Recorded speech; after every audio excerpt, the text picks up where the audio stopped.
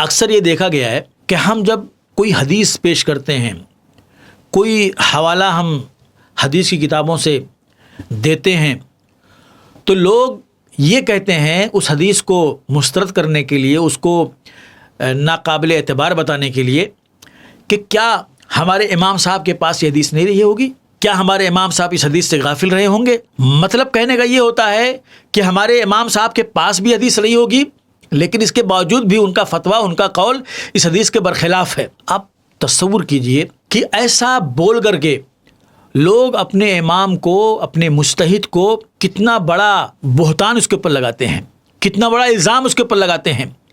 دانستہ نادانستہ طور پر ایسا کہہ کر کے وہ یہ سمجھتے ہیں کہ ہم اس سے اپنے مسلک کا دفاع کر لیں گے اور ہم اپنی فقہ کو بچا لیں گے اور اپنے امام کو بچا لیں گے، لیکن یہ سب کچھ تو نہیں ہوتا ہے۔ لیکن وہ اپنے امام صاحب کو، اپنے مجتہد کو بہت بڑے الزام سے متہم کر دیتا ہے۔ وہ الزام کیا ہے؟ کتمان علم، علم کو چھپانا۔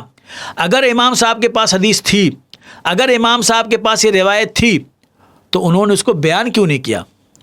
انہوں نے اس کو لکھا کیوں نہیں؟ انہوں نے اس کو بتایا کیوں نہیں؟ اس سے کتمان علم لازم آتا ہے۔ اگر حدیث تھی تو اس حدیث کو انہوں نے چھپایا، اگر حدیث تھی اس کے مطابق ان کا فتویٰ نہیں، ان کا قول نہیں، اس کا مطلب اس حدیث کو انہوں نے چھپایا، اس کے برخلاف عمل کیا۔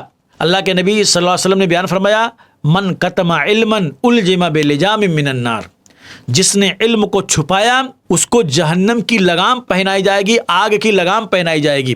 آپ تصور کیجئے کہ ایسا کہہ کر کے اپنے مسلک اور اپنی فقہ کے دفاع میں لوگ کتنا بڑا الزام اپنے امام پر رکھتے ہیں کہ کتمان علم سے اسے متہم کرتے ہیں۔